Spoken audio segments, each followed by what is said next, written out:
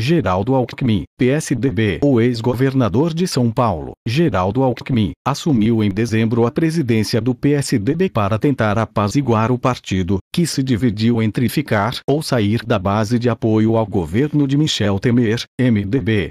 Seu principal desafio é aparecer em uma melhor colocação nas pesquisas de intenção de voto.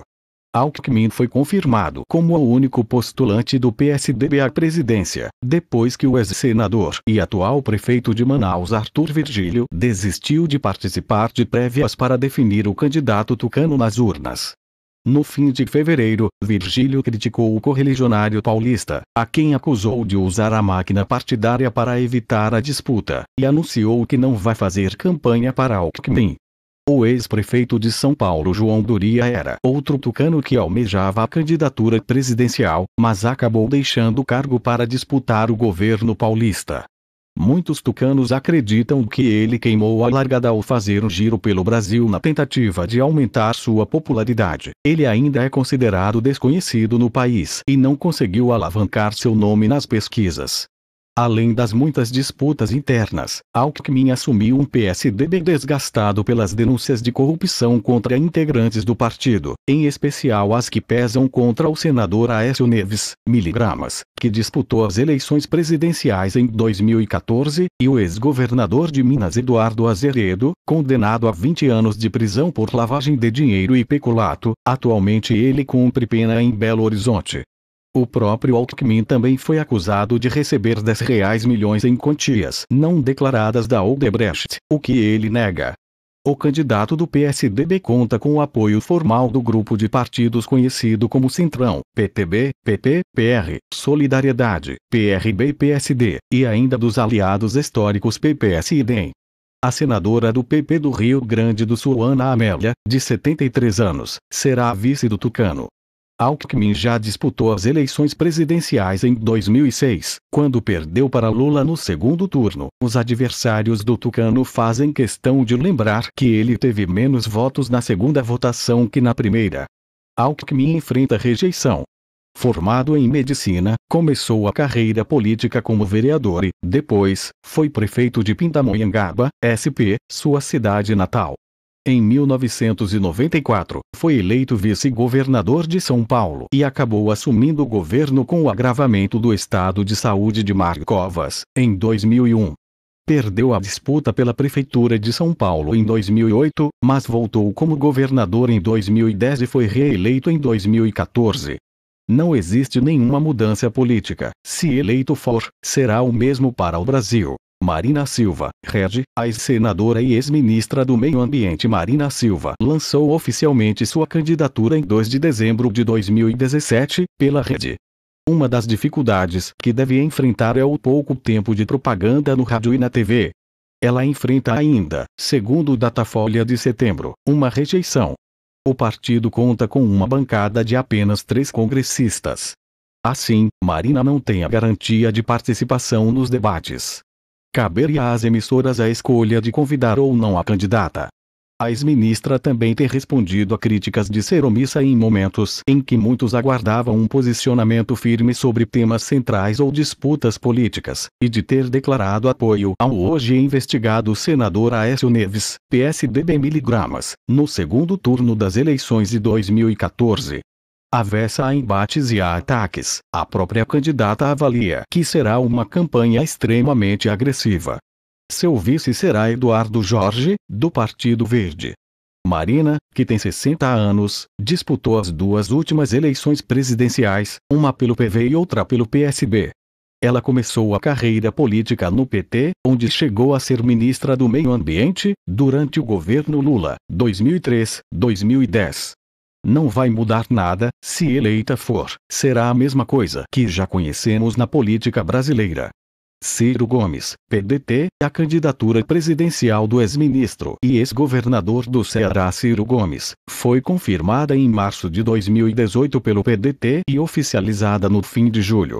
Por enquanto, é o nome ligado à esquerda que vai melhor nas pesquisas da esquerda. O problema é que é temperamental, fica facilmente irritado quando algo não lhe convém. Ainda segundo o Datafolha, o pedetista tem uma rejeição A falta de aliados para fortalecer a candidatura é um obstáculo para Ciro. Ao final da temporada de convenções partidárias, ele acabou isolado. Foi preterido pelo PSB, que optou pela neutralidade após um acordo com o PT, e pelo PCdoB, que fechou aliança com os petistas. Sua vice será do próprio PDT, a senadora Cátia Abreu. O estilo franco e impulsivo que há anos rende a Ciro a fama de destemperado pode ser um empecilho. Todo mundo já teve uma palavra maldita ou foi mal interpretado. Ciro já foi prefeito de Fortaleza, deputado estadual, deputado federal, governador do Ceará e ministro dos governos Itamar Franco, Fazenda, e Lula, Integração Nacional. Passou por 7 partidos em 37 anos de vida pública. Já concorreu à presidência 2 vezes, em 1998 e em 2002. Aqui não tem mudança alguma se eleito for. Será o candidato da velha guarda, Álvaro Dias, Podemos. O ex-tucano Álvaro Dias, ganhou fama no Senado por ser um ferrenho crítico da gestão petista e integrante ativo de PIS, comissões parlamentares de inquérito. Por anos foi filiado ao PSDB.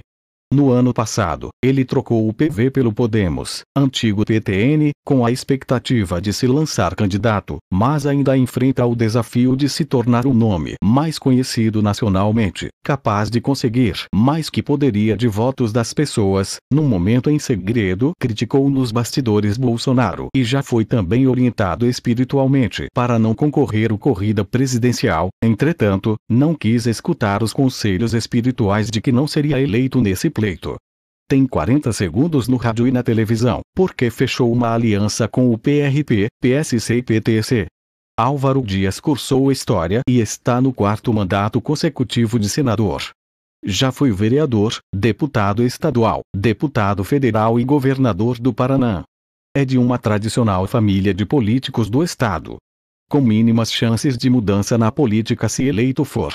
Guilherme Boulos, PSOL. Em março, o PSOL anunciou o nome do líder do Movimento dos Trabalhadores Sem Teto, MTST, Guilherme Boulos, como candidato à presidência.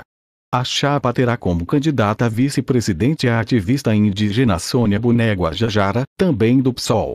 É mais fácil o partido se coligar com movimentos da sociedade civil organizada do que com partidos políticos. Há um descrédito muito grande. As pessoas estão com nojo dos partidos. O PSOL acabou fechando uma coligação com o PCB. Embora seja Lula e Dilma declarou a público. Boulos venceu a disputa interna no PSOL, que tinha como pré-candidatos os economistas Plínio de Arruda Sampaio Jr. Nildo Ourix e Hamilton Assis, militante do Movimento Negro. Em julho, o partido oficializou a chapa formada por Boulos e Sônia. O PSOL avalia que o grande desafio será cumprir a cláusula de barreira que exige para 2018. A legenda tem 13 segundos de propaganda eleitoral, mas vai conseguir participar dos debates por ter uma bancada com 6 deputados. Professor e escritor, Guilherme Boulos é formado em filosofia pela USP, tem especialização em psicologia clínica pela PUC-SP e mestrado em psiquiatria pela USP. É membro da coordenação do Movimento dos Trabalhadores Sem Teto, no qual milita há 16 anos, e da Frente Povo Sem Medo.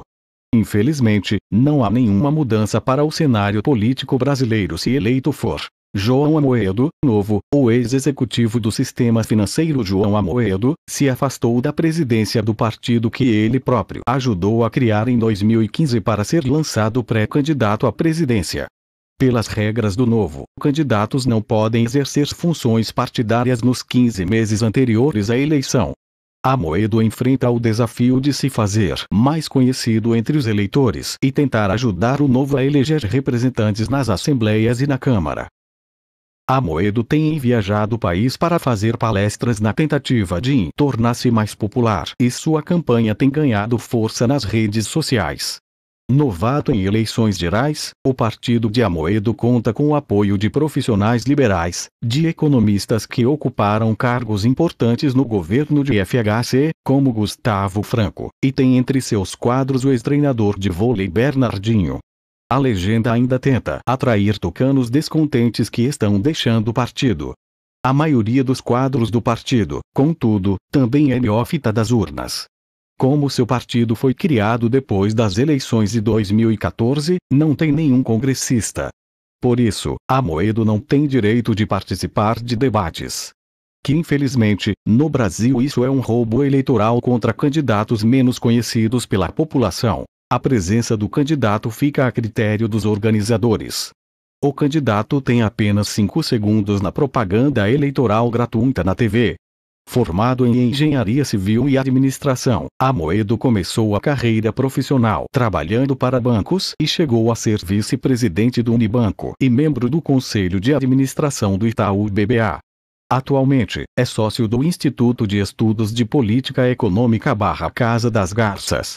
Pequena possibilidade de mudanças, ou seja, não tem nenhuma mudança. A política se eleito for Henrique Meirelles, MDB. O ex-ministro da Fazenda, Henrique Meirelles, começou a construir a sua candidatura presidencial em abril de 2018, quando deixou o cargo no governo de Michel Temer e trocou o PSD por seu partido atual, o MDB.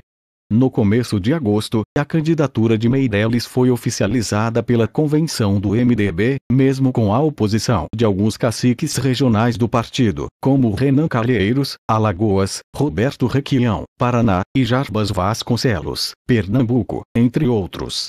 Mesmo assim, a falta de popularidade ainda é um obstáculo a ser superado.